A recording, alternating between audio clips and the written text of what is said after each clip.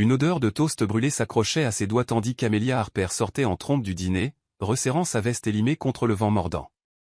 L'air de ce début de printemps charriait une promesse de pluie, mais elle n'avait pas le temps de s'en soucier. Elle était déjà en retard pour son service à la librairie à l'autre bout de la ville, et les heures supplémentaires au restaurant suffisaient à peine à couvrir son loyer. La vie, comme d'habitude, l'avait acculée. Alors qu'elle tournait au coin de la rue, ses baskets dérapant légèrement sur le trottoir humide, elle percuta un mur de muscles. Le choc la fit reculer en chancelant, et les pièces de son pourboire s'échappèrent de sa poche pour s'éparpiller bruyamment sur le trottoir. « Oh mon Dieu, je suis tellement désolée » bafouilla-t-elle en s'accroupissant pour ramasser les pièces. « Non, c'est ma faute. »« Ça va ?» La voix était grave, douce, et étrangement familière.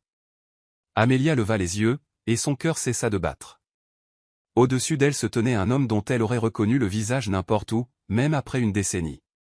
Des cheveux sombres et décoiffés, des yeux gris perçants, une mâchoire qui aurait pu être taillée dans la pierre. C'était lui. « Caleb ?» souffla-t-elle, la voix chargée d'incrédulité. Ses sourcils se froncèrent une fraction de seconde, puis la reconnaissance illumina son visage. « Amy ?» Un lent sourire incrédule se dessina sur ses lèvres. « Je n'arrive pas à y croire. »« Ça fait. »« Quoi ? 10 ans ?»« 12, corrigea-t-elle, d'une voix à peine audible. 12 ans que lui et sa famille avaient plié bagages et quitté leur petite ville endormie sans même un au revoir. 12 ans qu'elle avait perdu son meilleur ami. Et le premier garçon qu'elle avait jamais aimé. Il s'accroupit pour l'aider à ramasser les pièces tombées. « Je n'aurais jamais pensé te croiser ici. Qu'est-ce que tu fais en ville ? » « Je travaille, » dit-elle simplement en fourrant les pièces dans sa poche. « Et toi ? » ?»« Juste. »« Des affaires ?» répondit-il vaguement en se relevant et en lui tendant la main. Sa poigne était chaude, ferme, et l'espace d'un instant, elle eut l'impression d'avoir à nouveau 13 ans, faisant le mur pour le rejoindre près du vieux chêne derrière chez elle. « Eh bien, c'était sympa de te revoir, » dit-elle sèchement en époussetant son jean. Elle n'avait pas de temps. Pour la nostalgie. Pour cette douleur dans la poitrine que sa réapparition soudaine avait ravivée. « Attends, » dit-il en se plaçant devant elle alors qu'elle essayait de partir. « Laisse-moi t'offrir un café. Pour qu'on rattrape le temps perdu. Pour le bon vieux temps. » Elle hésita, jetant un œil à sa montre. Elle était déjà en retard et son patron allait probablement lui retenir une partie de sa paie. Mais ensuite, elle le regarda. Le garçon qui grimpait aux arbres avec elle, qui avait un jour pansé son genou écorché avec sa propre chemise, qui avait été son univers tout entier avant de disparaître. « D'accord, » dit-elle doucement. Le café était petit et confortable, contrastant fortement avec l'atmosphère lisse et impersonnelle de la ville à l'extérieur. Caleb commanda pour eux deux. Un café noir pour lui, un latte caramel pour elle, exactement comme elle aimait avant. Alors, commença-t-il une fois assis. « Raconte-moi tout. Qu'est-ce qui s'est passé dans ta vie ?» Elle haussa les épaules, enroulant ses mains autour de la tasse chaude. « Pas grand-chose à raconter. J'ai 2 boulots, je vis dans une boîte à chaussures et j'essaie de ne pas brûler mes toasts tous les matins. Tu sais, la routine. » Son sourire vacilla, mais il se reprit rapidement. « Tu as toujours été modeste. » Elle ricana. « Crois-moi, je suis exactement aussi ennuyeuse que j'en ai l'air. » Et toi ? Quel genre d'affaires ? L'immobilier, dit-il après une pause. Ça m'occupe. Elle haussa un sourcil. C'est vague. Il rit, et le son était chaud et familier, comme un rayon de soleil perçant les nuages. Disons que j'ai eu de la chance. Quelques bons investissements et les choses ont en quelque sorte décollé. Eh bien, tant mieux pour toi, dit-elle en s'efforçant de sourire. Elle ne voulait pas être indiscrète, mais quelque chose dans son attitude évasive la chiffonnait. Tandis qu'il parlait, les années semblaient s'évanouir. Ils rirent de leurs bêtises d'enfance, évoquèrent leur ancien quartier et partagèrent les chemins que la vie leur avait fait prendre. Mais sous la surface, Amelia ne pouvait se défaire du sentiment que Caleb lui cachait quelque chose. Lorsque la conversation marqua une pause, il se pencha en avant, le regard intense. « Amy, je sais que j'ai disparu sans rien dire, et j'en suis désolé. J'aurais dû te contacter, mais les choses étaient compliquées. Je ne savais pas comment m'y prendre. » Elle détourna le regard, la gorge nouée. « Ça n'a pas d'importance. C'était il y a longtemps. Ça en a pour moi, dit-il calmement. Ces mots restèrent en suspens entre eux, lourds d'émotions inexprimées. Mais avant qu'elle ne puisse répondre, son téléphone vibra. Un texto de son patron, lui demandant où elle était. Je dois y aller, dit-elle en se levant brusquement. Laisse-moi te raccompagner, proposa Caleb, mais elle secoua la tête. Non, ça ira. Merci pour le café. Et sur ce, elle partit, le cœur battant la chamade, l'esprit tourbillonnant de questions. En marchant vers la librairie, elle ne pouvait s'empêcher de repasser leur conversation dans sa tête. Caleb avait toujours été son refuge, son complice. Mais maintenant, il lui semblait être un étranger avec des secrets. Et pourtant, contre toute logique, elle se surprenait à espérer le revoir. La clochette au-dessus de la porte de la librairie tinta quand Amelia entra, la chaleur de la boutique l'enveloppant comme une étreinte réconfortante. Elle noua rapidement son tablier, son manager lui lançant un regard noir depuis le comptoir. « Tu es en retard », grommela-t-il, sans même lever les yeux de son presse-papier. « Je sais, je suis désolée », dit-elle, glissant une mèche de cheveux derrière son oreille et se dépêchant d'organiser la table. Ses mains bougeaient automatiquement, mais son esprit était ailleurs, toujours fixé sur le visage de Caleb, sa voix, la façon dont il l'avait regardée comme si elle était la seule personne dans la pièce. Elle détestait la facilité avec laquelle il parvenait encore à la troubler, même après toutes ces années. À la fin de son service, la pluie s'était transformée en averse torrentielle. Amelia soupira, rabattant sa capuche sur sa tête et se préparant pour la longue marche froide et humide jusqu'à chez elle. Mais alors qu'elle mettait le pied dehors, une élégante voiture noire s'arrêta au bord du trottoir. La vitre passager se baissa, et il était là. Caleb, nonchalamment appuyé contre le siège en cuir, ses cheveux sombres légèrement humides de pluie. « Besoin qu'on te dépose ?» demanda-t-il, un sourire malicieux jouant sur ses lèvres. Elle se figea, son cœur ratant un battement. « Qu'est-ce que tu fais là ? Tu m'as dit que tu travaillais ici. »« J'ai pensé que je passerais voir, » dit-il simplement. « Et puis, tu sais, t'épargner la marche sous ce déluge. » Amelia hésita. Son instinct lui hurlait de dire non, mais l'idée de rentrer péniblement chez elle sous la pluie, et le fait qu'elle semblait incapable de lui résister, l'emportèrent. « D'accord, » dit-elle en montant dans la voiture. L'intérieur était chaud, les sièges en cuir d'une douceur incroyable.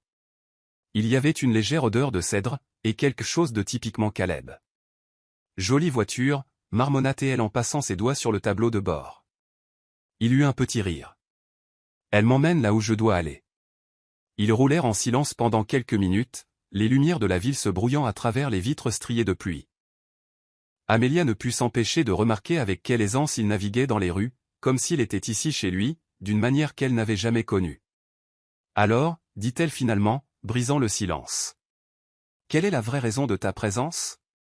Tu ne débarques pas au travail de quelqu'un comme ça, sans raison. »« Je voulais te revoir, » admit-il, lui jetant un regard alors qu'il s'arrêtait à un feu rouge. Sa voix était douce, presque vulnérable. Son estomac se noua, mais elle se força à rester sur ses gardes. « Pourquoi ? Tu as disparu pendant 12 ans, Caleb. Tu ne peux pas revenir dans ma vie comme si de rien n'était. »« Tu as raison, » dit-il, la mâchoire crispée. « Et j'en suis désolé. Mais je n'ai jamais cessé de penser à toi, Amy. Pas une seule fois. » Elle se tourna vers lui, la poitrine serrée. « Alors pourquoi es-tu parti ? Pourquoi n'as-tu pas appelé, ou écrit, ou... » C'est compliqué, l'interrompit-il, sa poigne se resserrant sur le volant. Mais je te promets que j'avais mes raisons. Je ne pouvais tout simplement pas rester. Avant qu'elle ne puisse insister, la voiture s'arrêta devant son immeuble.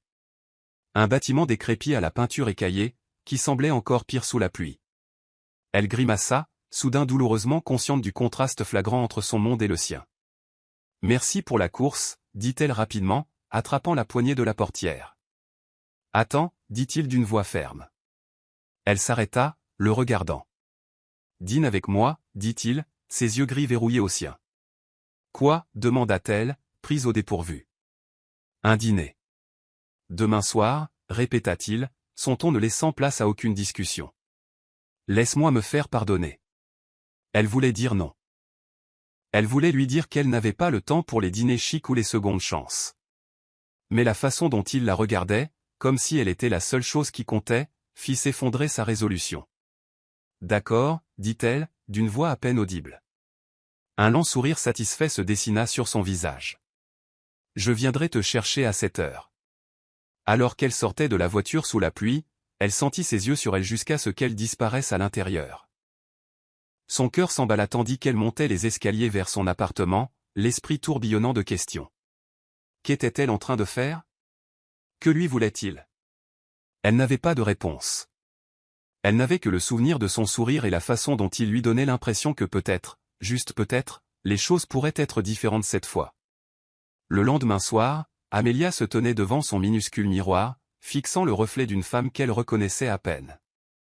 Elle avait emprunté une robe à sa voisine, un simple modèle noir qui épousait ses courbes aux bons endroits, et s'était maquillée d'une main tremblante. Elle avait les nerfs à vif, l'estomac noué. Quand elle entendit frapper à sa porte, elle faillit sursauter. Elle ouvrit et trouva Caleb, dévastateur de beauté dans un costume sur mesure. Il lui tendit une unique rose rouge, son sourire à la fois charmant et désarmant. « Tu es magnifique, dit-il, d'une voix basse et sincère. »« Merci, marmonna-t-elle, sentant ses joues rougir. Il la conduisit à une autre voiture noire élégante, différente de celle de la veille, et ils s'élancèrent dans la ville. Elle n'avait aucune idée de l'endroit où ils allaient, mais lorsqu'ils s'arrêtèrent devant une tour scintillante et que le voiturier lui ouvrit la portière, elle eut le souffle coupé. « C'est chic, dit-elle, essayant de ne pas rester bouche bée alors qu'ils entraient dans le bâtiment. « Tu mérites ce qu'il y a de mieux, dit-il simplement, plaçant une main dans le creux de ses reins alors qu'ils entraient dans l'ascenseur. Le restaurant se trouvait au dernier étage, avec des baies vitrées allant du sol au plafond qui offraient une vue à couper le souffle sur la ligne d'horizon de la ville. Un quatuor à cordes jouait doucement dans un coin, et l'air était rempli du parfum de fleurs fraîches et de vin coûteux. Alors qu'il s'asseyait à une table dressée de verres en cristal et de chandeliers en argent, Amelia se sentit complètement dépassée. Mais Caleb, comme toujours, semblait parfaitement à l'aise.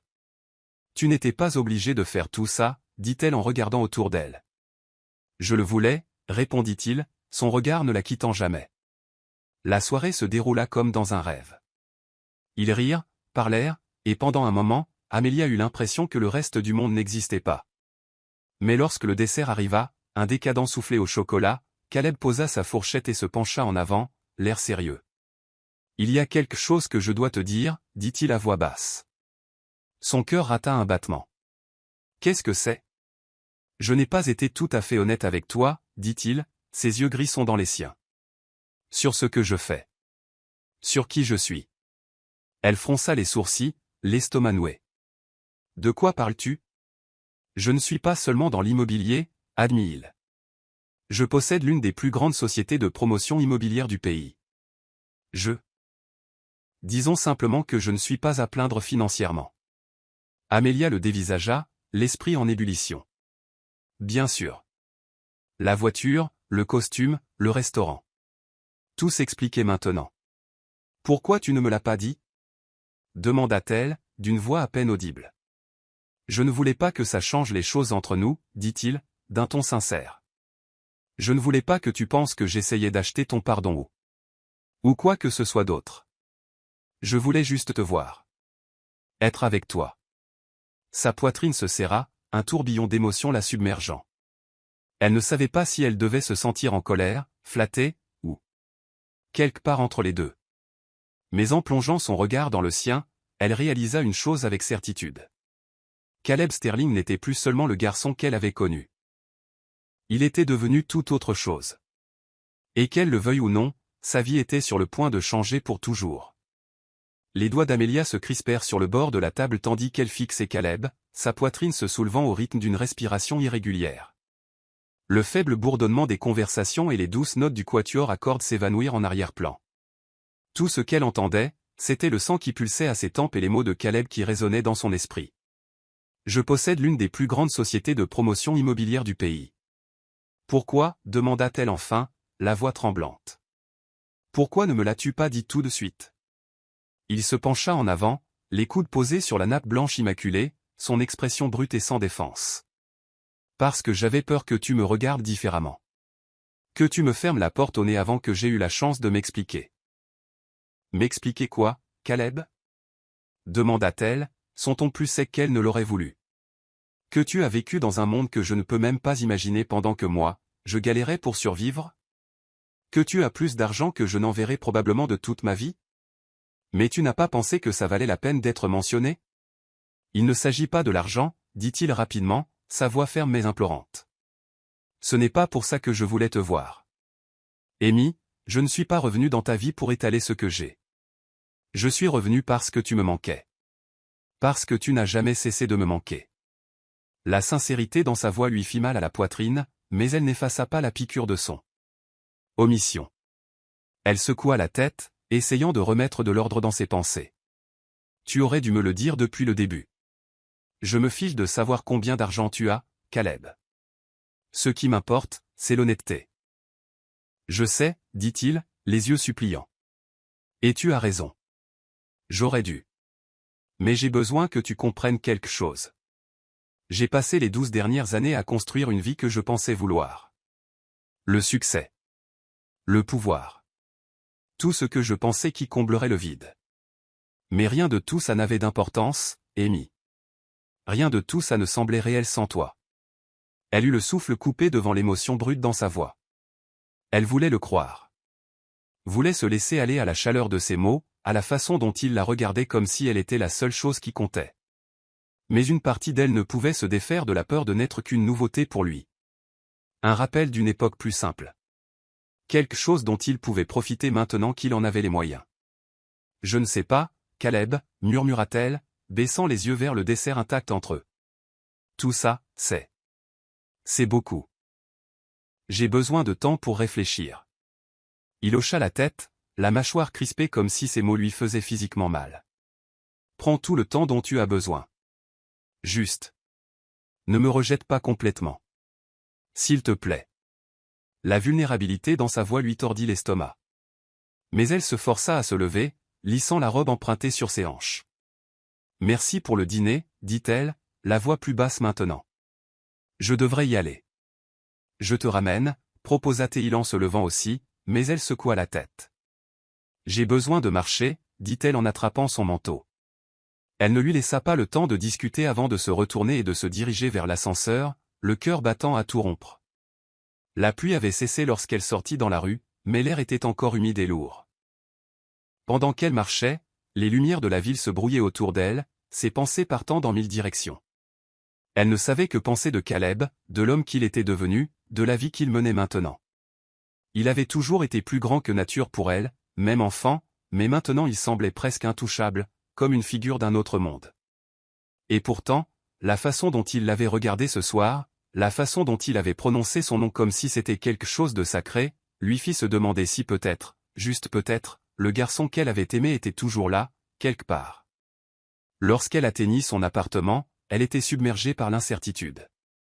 Elle monta lentement les escaliers, son corps lourd de fatigue. Quand elle arriva à sa porte, elle trouva une petite boîte en velours posée sur le paillasson usé. Son souffle se coupa tandis qu'elle la ramassait. Ses doigts tremblants. À l'intérieur se trouvait un délicat bracelet en argent, le genre de chose qu'elle n'aurait jamais pu s'offrir en 1 million d'années. Un petit mot était glissé dessous, écrit de la main inimitable de Caleb. Pour le bon vieux temps. Tu as toujours dit que l'argent était ta couleur préférée. Son cœur se serra alors qu'elle regardait le bracelet, le geste si attentionné qui lui donna envie de pleurer. Elle le glissa à son poignet, le métal froid contrastant vivement avec la chaleur qui fleurissait dans sa poitrine. Le lendemain matin, Amelia fut tirée de son sommeil par des coups frappés à sa porte. Hébétée et toujours en pyjama, elle ouvrit et trouva un coursier tenant une grande enveloppe à son nom. « C'est pour vous », dit-il en la lui tendant avant de disparaître dans le couloir. Confuse, elle déchira l'enveloppe et en sortit une liasse de papier glacé. Ses yeux s'écarquillèrent tandis qu'elle parcourait le contenu, un contrat de location pour un nouvel appartement. Pas n'importe quel appartement, mais un dans un immeuble luxueux de l'autre côté de la ville. Le genre d'endroit qu'elle n'avait vu que dans les films. Il y avait un autre mot attaché, juste 3 mots cette fois. Tu mérites mieux. Ses mains tremblaient alors qu'elle fixait les papiers, un tourbillon d'émotions la submergeant. Colère, gratitude, confusion. Elle ne savait pas si elle devait hurler sur Caleb pour avoir outrepassé ses droits ou pleurer devant tant de générosité. Avant qu'elle ne puisse se décider, son téléphone vibra. Un texto d'un numéro inconnu. Retrouve-moi ce soir, même endroit, 7 heures. S'il te plaît. Elle sut que c'était lui, et malgré chaque partie logique de son cerveau lui hurlant de rester à l'écart, elle se surprit à taper un seul mot en réponse. D'accord. Ce soir-là, alors que les portes de l'ascenseur s'ouvraient sur le restaurant du dernier étage, Amelia en sortit et trouva Caleb qui l'attendait. Mais cette fois, il n'était pas seul. Un groupe d'hommes et de femmes élégamment vêtus se tenait derrière lui, leur regard vif et calculateur.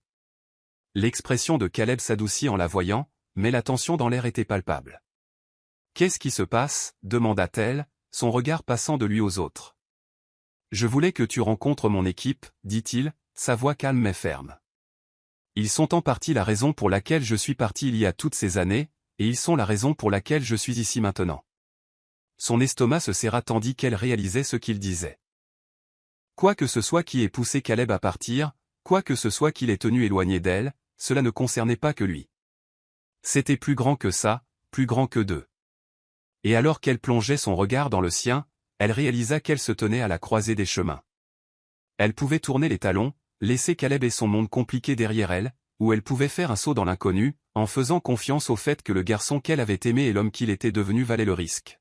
« Amelia, » dit Caleb, sa voix la sortant de ses pensées. « Je sais que c'est bouleversant, mais j'ai besoin que tu saches quelque chose. Je ne te demande pas de changer qui tu es. Je te demande juste de me laisser faire partie de ta vie, de me laisser te montrer que tu vaux tout pour moi. » Son souffle se coupa alors qu'il s'approchait, sa main cherchant la sienne. Le poids de ces mots s'installa sur elle comme une couverture, à la fois réconfortante et terrifiante. Et à cet instant, avec les lumières de la ville scintillant autour d'eux et l'avenir en suspens, Amelia réalisa qu'elle avait un choix à faire. Un choix qui changerait tout. Caleb. La voix d'Amelia vacilla lorsque les doigts de Caleb effleurèrent les siens, son contact aussi assuré que le sien était tremblant. Le poids de son regard la clouait sur place, et pendant un instant, elle en oublia de respirer. Il lui offrait une part de son monde, un monde scintillant de richesse et de pouvoir, mais qui venait avec des ombres qu'elle ne pouvait encore discerner. Pouvait-elle vraiment entrer dans ce monde? Pouvait-elle lui faire confiance après tout ce temps? Je ne sais pas si j'ai ma place ici, murmura-t-elle, sa voix se brisant sous le poids de ses propres incertitudes. Ta place est là où tu décides d'être, dit-il doucement, ses yeux gris retenant les siens avec une intensité tranquille. Et si c'est avec moi, je ferai en sorte que tu n'en doutes plus jamais. Avant qu'elle ne puisse répondre, l'un des hommes élégamment vêtus tout près se racla la gorge, brisant l'intimité fragile de l'instant. La mâchoire de Caleb se serra, et pour la première fois, Amelia remarqua la tension dans ses épaules, la façon dont ses yeux balayaient le groupe derrière lui, comme s'il se préparait à un combat. « Je crois que nous avons terminé, » dit Caleb sèchement, sa voix tranchante comme un rasoir alors qu'il se tournait vers eux. « Je m'occupe du reste seul. » « Monsieur, » commença l'un des hommes, mais Caleb le coupa d'un regard si vif qu'il aurait pu glacer le feu. « J'ai dit que nous avions terminé. Partez. » Le groupe hésita un instant, échangeant des regards incertains, mais l'autorité dans le ton de Caleb ne laissait place à aucune discussion. Un par un, ils quittèrent la pièce, laissant Amelia et Caleb à nouveau seuls dans la salle à manger privée. « C'était quoi, ça » demanda-t-elle, d'une voix à peine audible. Caleb expira lentement, passant une main dans ses cheveux. « Des affaires. Ça n'a pas d'importance. » Ça avait l'air d'en avoir, insista-t-elle, les sourcils froncés.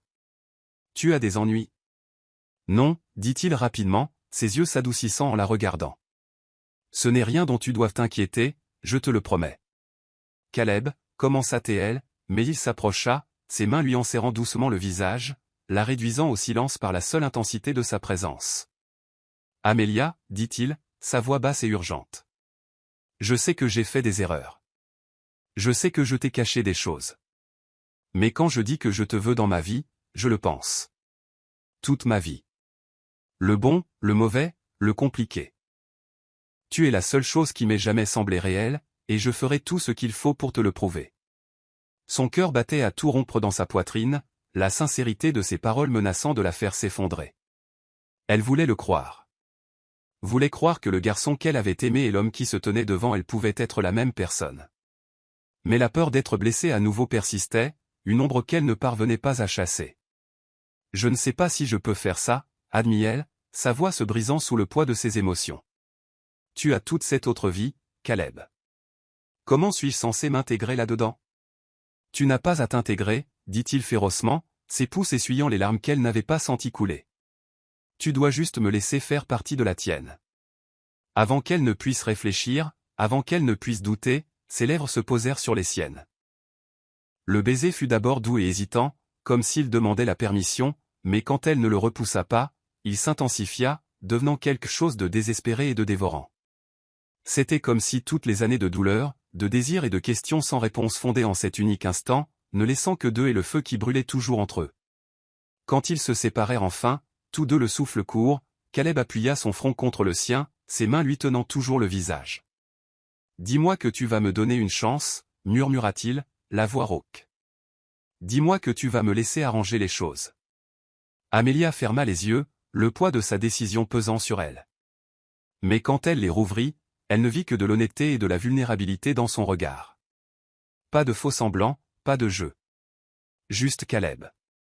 D'accord, souffla-t-elle. Mais plus de secrets.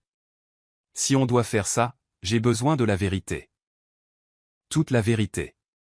Tu as ma parole, dit-il, sa voix ferme et pleine de conviction.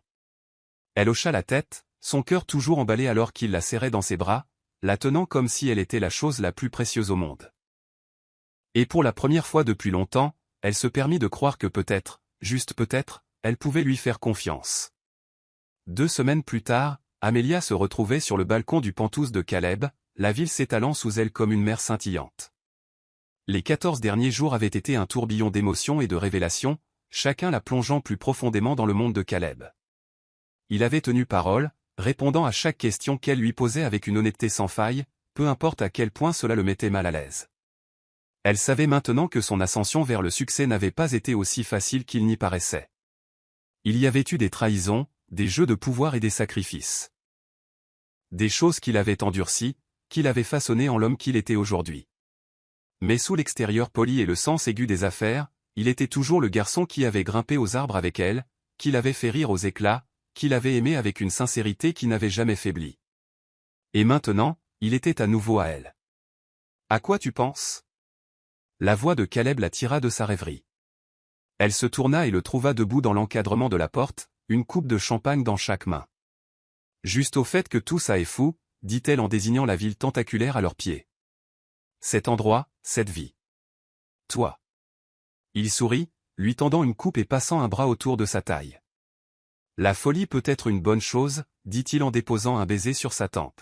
« Tant que tu es là avec moi. » Elle se blottit contre lui, la chaleur de sa présence l'ancrant comme rien d'autre n'avait jamais pu le faire. « J'ai toujours l'impression de rêver, » admit-elle. Comme si j'allais me réveiller et découvrir que rien de tout ça n'est réel. « C'est réel, » dit-il fermement en la tournant face à lui.